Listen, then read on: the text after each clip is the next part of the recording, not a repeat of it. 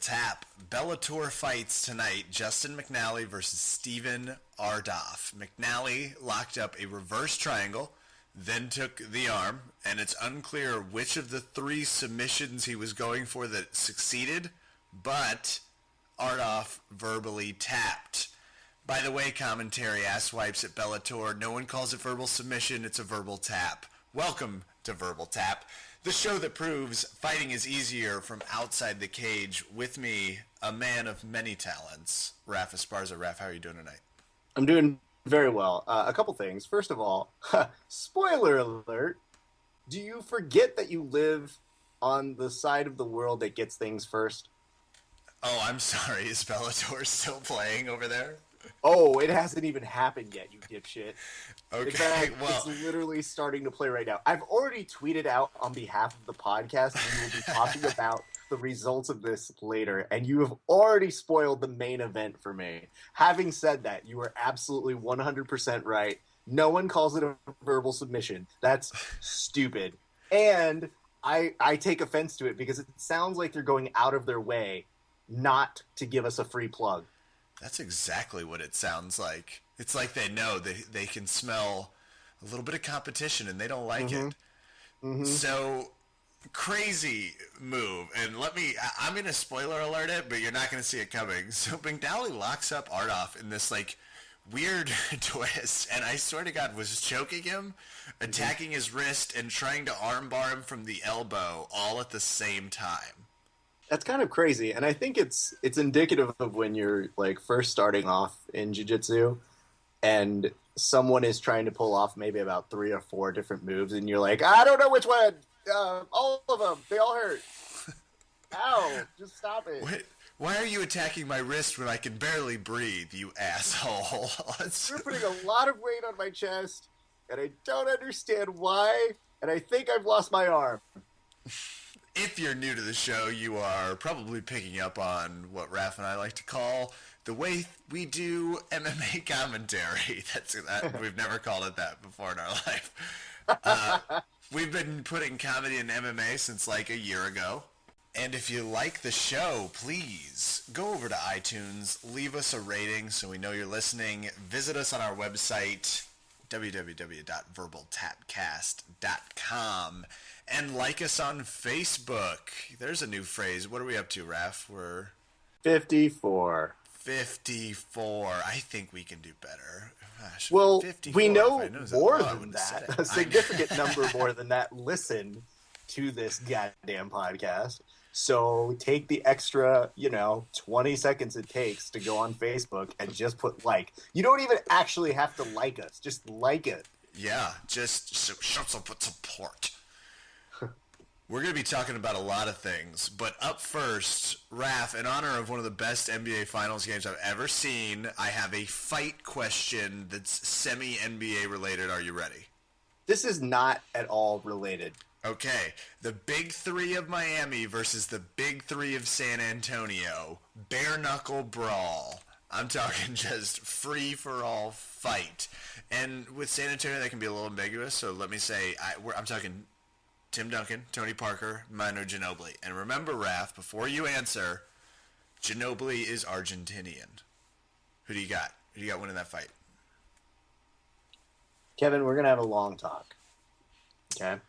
The long talk involves the fact that you need to run topics that we are going to bring up on the air by me before we do them.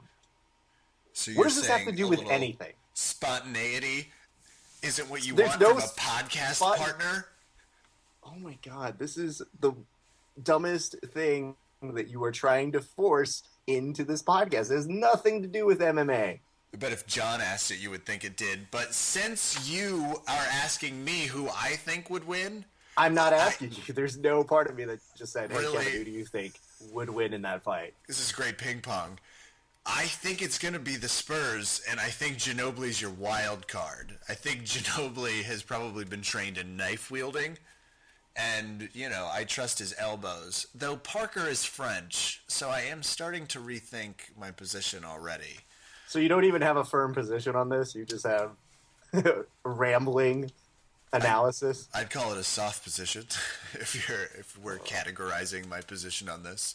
You know what? I'm gonna stop you right here. I'm gonna transition you. If you want to bring up the NBA, I've got something for you. Okay. What do you got? Okay. So today, Chael Sonnen going off as he normally does, but this time he went off on a prominent NBA player. You want to take a guess as to who it could be? I always guess LeBron James whenever anyone asks me NBA. Please always refer to him as King. LeBron James. Yes, thank you. His formal name. He went to years of King school to not They don't just hand out those King diplomas. You gotta earn those. Which, by the way, is something that irks me, but we're going to continue on. So Chael basically said that LeBron requested tickets to come see him fight. I think it was the fight with him and Anderson Silva. And this is Chael's response, and as we always do with Chael's responses, we read them in Chael voice. Are you ready for that? I gotta tell you, I'm so ready for this. I'm on the edge of my seat. Are you ready? Do you want me to introduce it? Yeah, sure. It's a little rusty, so I gotta tune it up real quick. Okay. I want Anderson Silva. Okay, I think it's coming. Good. This is like that scene in Rocky, and I'm that old dude, and you're running in the snow with a cross on your back. What a weird scene that was. Or an even weirder summarization of that scene. Okay. Hey, Chael, what's all this nastiness you keep saying about LeBron James? Let me tell you, first off, he makes Urkel look cool. I would have liked to call him a twat, but they changed subjects. Let me tell you a story about LeBron. He asked UFC for tickets for my fight against Anderson Silva. We sit the guy front row, and through the night, he snubs our fans. He's a guest in our house, and he refuses to sign any autographs or take any pictures unless your cup size was later in the alphabet than he was able to learn. And from what I understand, he thinks the letter purple comes after C. Editorial comment, that's not as funny as I think he thinks it is, but we're going to keep running with it. So the guy, LeBron, walked up to see my fiance backstage and asks her if there's a Tic Tac in her blouse or if she's just happy to see him. I had a UFC employee tell me he saw a mother wheel her handicapped child up to him to get a picture. LeBron was walking towards them, and when he reached the kid, the mother stopped the wheelchair. LeBron took the wheelchair, wheeled it the other way, and kept walking. I like to slap the divots right off his face. He'd run away faster than his hairline. His hair went north, his talents went south, and his mother went west. So, okay, first of all, way to finally 17 sentences in reach your punchline you were looking for, Chael. But why? This kind of sounds like Chael being Chael, doesn't it? LeBron's wheeling kids in wheelchairs away. Like, what is he talking about? I don't know, but I'm deeply into all of what that was because, holy shit! Like, I was impressed. I thought it sounded a lot like him. Oh, thank you. It was really just angry Chael, and the type of Chael that positions himself from the perspective of the fans. It's kind of like, hey, everybody, I don't know if you've heard what LeBron James has said about Colombia, but he said the good people from Colombia are stupid. Like, it's a very interesting approach to it. But from here, first of all, I don't want to like LeBron James to begin with. Sure. So I'm already in this camp. Like, I don't care if any of that was true. Just the imagery of LeBron James seeing a kid in a wheelchair and then grabbing the wheelchair and going, nope, and wheeling him the other way is hilarious. Yeah, obviously it is, but it just feels like Chael trying to stir up some sort of super fight. Like, he's decided the best move is for him. This is my theory. The best move is for him to attack someone from outside of the fight world that maybe he can get into it. Because this is just like, this is pretty angry stuff. Like, just with the mother went west, and like, it gets shockingly real, even for Chael. It's true. And as the basketball expert on this. You're not even an expert. You're just the basketball guy. I'm an enthusiast. There we go. You're our very Enthusiast doesn't shitty sound version. like I wanted it to.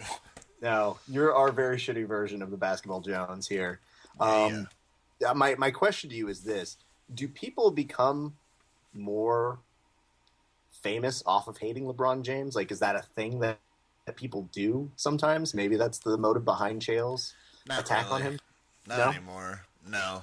It's not like a terribly popular thing to do. Not that direct. Like, it's one thing to mock his game or say he chokes, but this is like just making things up, or if he's telling the truth, it's like the most shocking thing. But if he was telling the truth, let me say this about social media and the people that live in this country. LeBron was pulling that shit off. Someone would have found a way to spin it into a photo or a video, and that shit would be all over the internet. I don't believe that one as much. I mean, ask Amanda Bynes and find out what she has to say about what people are able to see. It's a great idea. Let's go all the way out of our way to make that happen. She would do great things for our numbers. UFC on 161 is in the books. Raf, what are your overall impressions of UFC 161? Can I get my money back? Yeah, that's a fight. From the shitty judging, and yeah, I'm talking about Dustin Pegg. From that to just a pretty lackluster decision-based. I mean, what? Let me count. 1, 2, 3, 4, 5, 6, 7, 8, 9 decisions. Yes. Now, you and I were talking earlier about something that I think is fascinating. We have the best idea ever. We have such good ideas sometimes. We were talking about, to avoid things like this, which was a lackluster card. Would you agree? Yeah, sure. Okay. To avoid things like this, the UFC should offer like a package, almost like the NBA or NFL does, excuse me, Freudian slip. Almost like the NFL does, where you can purchase like seasons of fights at a discount. Because this is one of those things, and that should be like their apology for cards like this. And I don't think it obviously had the potential to be a cool card. It's just sometimes this happens. It's the cost of doing business, so they should reward us in some way. I think you are in a slightly different idea of what you think it should be. I love punch cards. Love them. Oh, yeah, yeah. Same when you have the loyalty card. Yeah, same idea, but you pay all that front. Like, whatever, that's fine. Sure. Cable companies, whenever you get pay-per-views, just go, hey, after this event just went down, don't forget next month Anderson Silva takes on Chris Weidman. You're going to want to buy it. So for me, I always think they assume they don't have your business. So why not give you a punch card? Because I love when I have something that's a punch card that's like, oh, wait. Oh, I am about to get my free sandwich if I get one more punch. And I think I could get a lot of punch cards with the UFC. All's I'm saying. Okay. I mean, good either way, because, I'd be winning. So congratulations, though. Yours does make more sense, but I really do like the idea of a punch card. Honestly, they're both fine. I just think the punch card's harder to keep track of. So, UFC one, let's talk about the Peg fight. And I know they showed it late, but it was one of the first fights. What is going on here? It's a great question. I will take away the positives from it. There were so many submission attempts that when you do watch that, if you're me and Kevin, you get really excited by watching really good exhibitions of jiu-jitsu. So I was at least happy from that respect. Did I agree with the decision? Probably not. It looked like a lot of submission attempts, and it just more looked like Dustin Pegg, who's actually he's a local of this area. He's out in the D.C. area. You should find him. I should find him. Just walk up. Excuse me, Dustin. He just controlled the fight, so really crushing. All right. Clark over McGuire, another R3 unanimous decision. Mm-hmm. Clark won the striking battle. Delorme over Figueroa. I like that fight. Here's what I'm going to say. Now that we're getting into the preliminary FX card, way better investment of my time. Really? Or the fights were better? Way better. They were just way more interesting. Delorme and Figueroa had a really good fight. Like, you just had, again, great jiu-jitsu versus a pretty good striking game. And the interesting thing was just the countering in this. Like, at one point, I think it was Figueroa that actually just had a crazy body triangle. No, I might be wrong. I think it might be Dillaram. Just a crazy body triangle to just lock somebody down, and you'd think that'd be it. And he traps an arm in the body triangle, so you're only left defending with your left arm. Imagine that. No. That's just insane to think that you are fending off submission attempts and can actually make it to a decision. A way better investment in my time. Okay. Period. Fair. All right. Stout versus Gross. Yeah, that was a good-ish fight. Kraus for the win. Looks like a lot of striking. It was a lot of striking, and Kraus was making his UFC debut and looked really calm, really in control. I really like the way he approached this fight, and with just 13 seconds, synced in a guillotine, and it was good. I mean, he really bloodied up Stout in the first round, and it was a nice thing to see them. They kind of felt each other out for the rest of the fight, but just vicious toward the end with that guillotine. I was very happy because you hate when you're about to see it come to an end and you just go, all right, another decision. But Kraus really put a definitive end to that, and I dug it. Good. I like the R3 submission. Pearson versus Robertson. Sean Pearson wins a decision, majority decision. Yeah, it was a pretty good fight. It was, Pearson definitely had some big blows throughout the fight. Kenny Robinson, I was kind of rooting for him. I think he follows us. I'm not sure. So, Kenny, if you're listening, it was a tough break, but it was a good fight. And the other thing about it is just much better pace, I think. Just when they started getting a little more tired, and at least you feel they were trying to do the best they could to put on a good show. But Pearson had some really awesome blows that he was getting in there, man. And admittedly, I did not see this fight, but just from looking at it on paper, it's 65-36 Robertson in the striking category, 1 takedown and 3 passes. So those 36 punches must have been quality punches, because from a numbers standpoint, it's like, what the hell? I mean, Kenny got rocked a few times. Okay. Really, staggering rocks. It could have been an end of a fight kind of stagger, but just, again, good fight, better investment of my time. Sure. I think we're finding our recurring theme. Yep, and Tyrone Woodley loses to Jake Shields in a split decision. Yes. If I recall, I think Dana was actually even not happy about this one. He thought that Tyrone actually got robbed. It's tough. It's, whenever you get a split decision, it's kind of one of those things where on a given day, what is it the judges are looking for? Yeah, don't let it go to decision. I mean, that's the theme. There's a reason that's a saying in the fight world. Because weird shit happens. Good for Jake Shields, though. Always like to hear him doing well. Yep. Pat Barry loses to Sean Jordan in a quick KO. Holy shit, was it quick.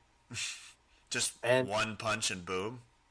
I mean, I don't know if it was just necessarily one punch, but just as they're getting their bearings in the octagon, just a vicious hit by Sean Jordan that it's not very often that you really see Pat Barry disoriented like that, but you knew when he got hit, you go, shit, this is done.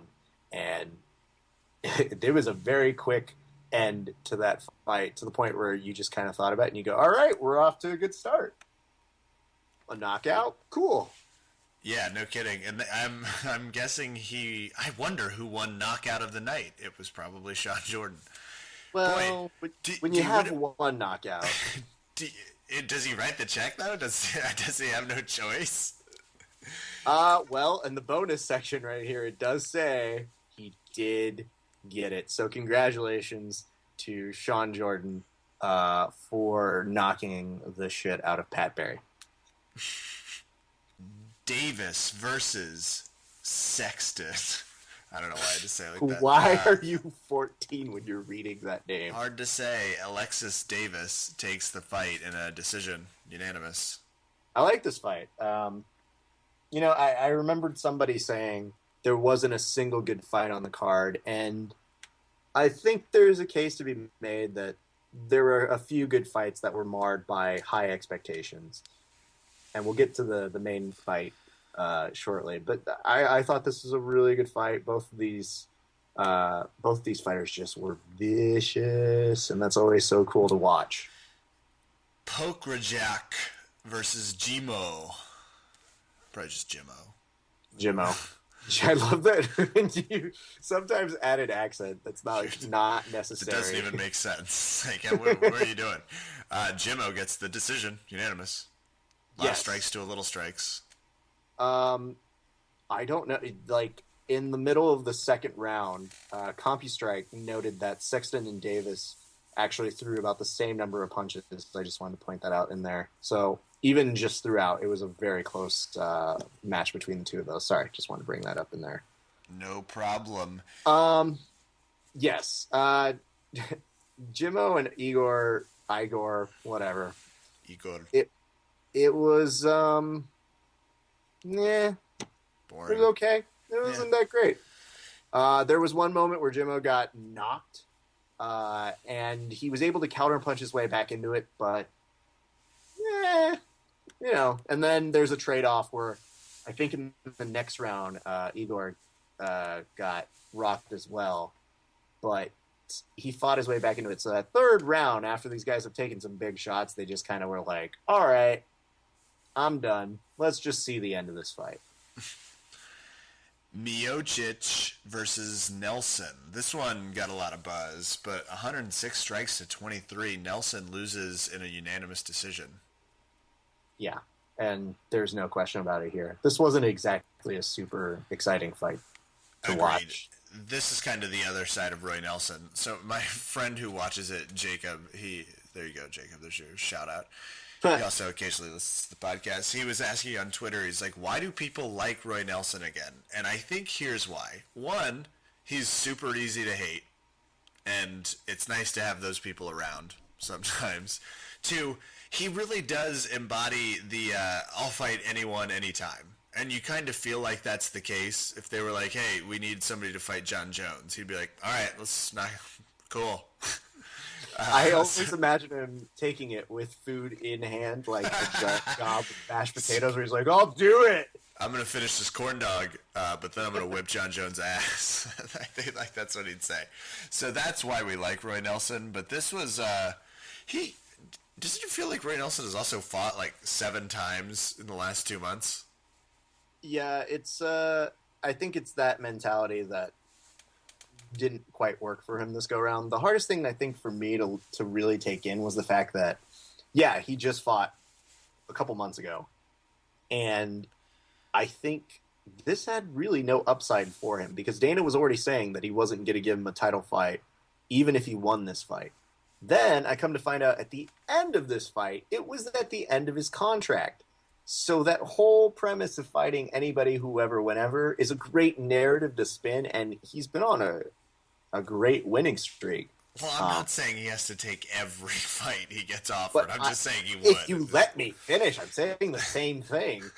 I'm just saying that I think it was I don't know what the upside was. I don't know what the strategy was of why to take this fight, because Dana's big concern is he doesn't knock out top 5 fighters in his weight class. And when you don't do that and the pressure's that big on, that's why he doesn't get the title fight. Because it just seemed like those people who love Big Country and get caught up in that narrative just go like, but why isn't he fighting for the title? Because, like, man, he's been winning. He'll fight anybody. Right. Anytime. I will say this. You know what I realized? That's the, like, most deceptive thing. There were 2 things I really enjoyed, but the first was the deceptive when someone says, oh no, Big Country looks tired. Like, no shit. He looked tired 5 minutes before the fight started. He always looks tired. Getting to the octagon. So I don't know that that's really a thing that for your corner to tell you. And the other thing is, I love that his corner after the first round sits him down and just goes, get your shit together. Like, it was so awesome. And it's something that I think that, in addition to yes, sir, is a hallmark coined phrase that we should put into this podcast as well. Get your shit together. Yes, sir. Rafa Sparza, yes, sir. It's a little throwback to Coach Jackson. Rashad Evans and Dan Henderson in a pretty predictable. Like, this kind of. I know we got excited for this fight, but it feels like almost exactly what we should have expected. Why do you say that? Because Rashad Evans doesn't hit anybody. Rashad Evans doesn't attack. And Dan Henderson's usually more of a counter puncher. And we knew they're both, like, almost equal when it comes to their ground game. Like, they are the exact same ground game person. Yeah. And I guess when you just don't get the swing or you don't start making some things happen, that's what we get is a decision because someone had to win. And I thought I had Henderson taking the first 2 rounds, but the second round is a complete toss-up. And obviously he lost the third round. Yeah. Well, here is my thing. I thought Hendo started off really strong, as old people do. Sorry, that's good. Well, because, I think he knew it. The most deceiving thing about Hendo, though, is watching him look like a horror movie now at this point. And I'm not talking about, like, he's got a lot of blood on his face. I'm talking about the fact that when he's fighting, he is protecting that right arm of his, like, right next to his chin, just stalking his opponent, like, come here. Come here. I'm going to get you with this arm. You know it. H-bomb's right here. And it looked like the slowest moving. Like, I'm almost positive Jason in Friday the 13th was faster than Henderson that evening. I mean, wouldn't you agree that if you know that your opponent has a very strong hand, that there clearly is going to be their one main offense to you, wouldn't you have kind of a strategy to maybe avoid it and go to the left? Yeah, I'm not faulting them for not having a safe strategy. I think it's a very safe strategy, and I think it's how, you definitely will not get hurt if you avoid your opponent's strengths. Yeah. Now, that said, at a certain point, you have to decide what's more important to you, a very narrow decision, or am I going to try some things, and am I going to open up my game and pull out my bag of tricks? And it just looked like both of them were like, no, not interested in doing that. And I just always get the impression that with Dan Henderson, it's kind of one of those things where it's like, I'm not going to do it. Nope. Can't make me. Like, at one point when I think he saw Rashad walking out to some rap music, he just goes, what the shit is this? Someone take off this rap. Rashad needs to drop down a weight class or what, but doesn't he just look like he has no interest in doing anything? I mean, it's tough. He does exhibit a more muted version of what it is that we've seen from him in the past, but I think that's also getting older. I think he knew he was lucky to eke out a decision. He got older quick. I'm just saying. Like, Rashad was one of those guys that after the John Jones thing, he's never been the same. I mean, probably. That was a big setback for him. Yeah. Okay. So, overall, lackluster card. We both feel good in that diagnosis. And I think we can both say with pretty good certainty, UFC 162 is going to be quite a bit better. Oh, probably. And going along with it being better, it's also going to have more improved clothing.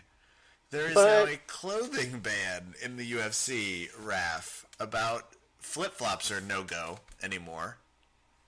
Well, and I believe they're trying to get rid of shorts. Well, yeah, why not? Are you okay with this? Because I kind of feel like the flip-flop thing, I already told some people my idea is I think we're missing a business opportunity. We need to start Verbal Tap's high-end male clothing, like a nice cut suit that sort of shows off their athleticism. These are fighters. What are you talking about? Their athleticism? What feature is that? You just get a nice little European cut, but give them a Oh, little have you room in seen the these hips. pleats? These pleats really show off the glutes that you've been working on. Look at this skinny tie. I hate skinny ties. Don't get me started on that. Oh gosh, it was the '90s called. They said they Oh, really enjoy having you there. fuck off! I have a giant head, and when you have a giant head, skinny ties are the enemy, which means you're the enemy. So you can fuck looks like off. You're floating on a stick. That's okay. So I think this is fine. The flip-flops thing is a little weird to me just because fighters normally just don't wear a lot of shoes because they don't fight with shoes on, but that's fine. Yeah. You like it more. You seem like you like it more. I do, but I'm also, first of all, don't care. Okay. It's something that really works you up to go, these fighters need their expression and they need to be able to wear their goofy board shorts that have alien wear on them and maybe alien jerky and look like NASCAR. And like, I don't really care. I know it's super convenient for them, but I always feel really weird when the person that you're interviewing is dressed more casually than you are. Okay. So I feel that when I'm at least in jeans and maybe a shirt, that it's still more formal than them because at least I could go to a restaurant and probably get in. Yeah, that's a fair argument, but okay, let me say this. I still think they should wear suits, but they should also wear flip-flops. Get it sponsored by GQ. Let's do this right. Let's make it a business venture. No. Junior Dos Santos. No, I'm not letting you go forward. If you are in a suit, you have the dignity to wear suit shoes. Wear the dress-up shoes. I like a nice summer flop with a nice brisk suit. So you were that guy who gets buried in a suit and flip-flops, and it's a travesty. Only if I'm on the beach, and I'd probably go barefoot. So I don't think I will wear flip-flops to my first, second, or third wedding. You're a disgrace to anybody who ever wears a suit. Junior Dos Santos says Cain Velasquez hits like a hits like a girl. He says Cain Velasquez hits like a girl. What is going on with Junior Dos Santos? Well, I don't know, but apparently you and him share gender roles that may be outdated. The girls I know hit very hard. Oh, God. Turning this into a feminist rant. That's great. It's not even feminist. It's human. They are hard hitters. Yeah, so first of all, what an awesome second grade comment that maybe sounds better in Portuguese than it does in English, but he certainly doesn't hit like a girl. I think that's obvious. Or maybe he does maybe Junior Dos Santos, let's give Junior Dos Santos the credit. Maybe he knows this woman that just like hits violently and will turn your face into a pizza. That's how you described his face looking after. It looked like a busted ass pizza. Yeah. It looked like one of those new Pizza Hut pizzas that lets like the cheesy pocket squares. Anyway, that's too descriptive. Maybe he means it like that. He knows this really powerful puncher. I thought about that too. I really did. I tried to give him the benefit of the doubt where he's just like, oh yeah, girl, I'm not being condescending. I know Ronda Rousey. She punches me in the face all the time and I look like this. Like, I don't even know. But it just sounds dumb for any number of reasons. And not well thought out. But if the implication is he doesn't hit very hard, or that he hits in a way that he views as lesser, then why did his face look so busted? It's a crazy thing to say. It'd be like me beating the shit out of you in the face with punches, and then you going, is that all you got, Raph? Is that it? I mean, sure, you want a decision. Whatever. Tougher. You know what I mean? Like, I don't know. It's a fighter mentality that I wish I understood more, to try and assert why you are still better even though you lost. There's something there. I can't figure that part out. Do you have anything on that? No. It's just weird. John Fitch gets put to sleep. What's going on over there in Fitchland? So I had the pleasure of watching a little bit of the World Series of Fighting last Friday, which, by the way, putting a fight on a Friday night is confusing business because it's the end of the work day and you're like, all right, I'm done. And then all of a sudden you see fights on. You go, wait, I'm done, but get my internet up. I need to see what's happening.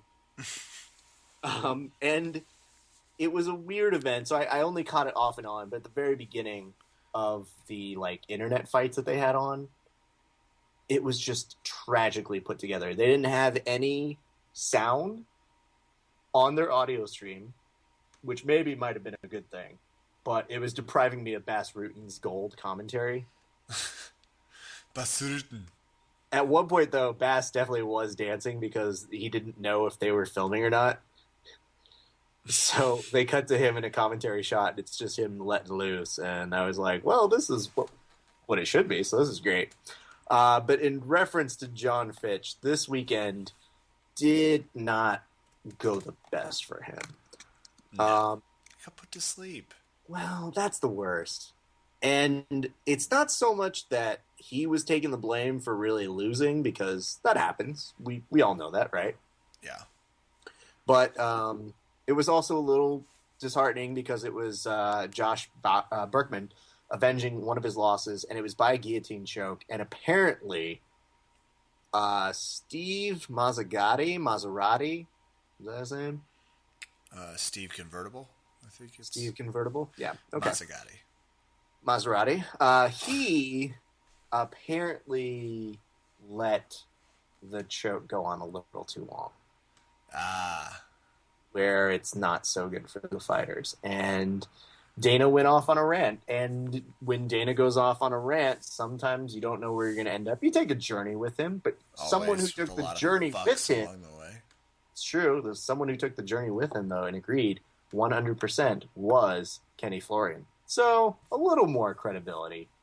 But it was very awkward to see that, because you never want to see these guys get hurt in that capacity, where a ref needs... That's the whole point. That's why they're there. Agreed. Without them, they're just really inconveniently dressed people blocking good camera angles. Or just guys who have great seats to a fight. There it is. That's actually such a cool watch the fight the way Steve Mazzagatti sees it. Another genius idea for the UFC. One lucky fan coming this fall. Speaking of fans, we have a great fan question. Great. We have a fan question that makes me, I'm all in. Emmanuel Soltes at Rollflections tweeted us, what do we need to do to get a Kron Gracie versus Marcelo Garcia rematch of 2011 ADCC? Great question. It says at Rallick Gracie with a little praying ampersand. Please.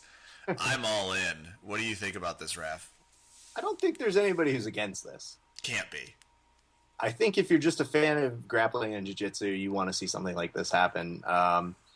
If it could be at a Metamoris, I think that's a great investment in my time. I don't know about you. I'm watching. But to get to the basis of his question, what do we need to do to get that match going? I'll call anybody I need to.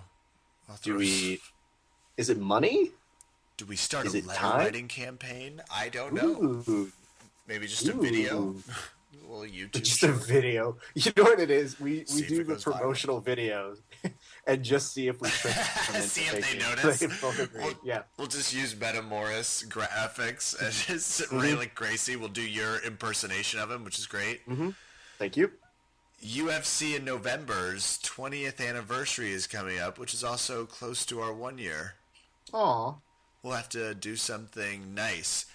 So you saw that article I sent you earlier that Tough is potentially going really badly. Yes.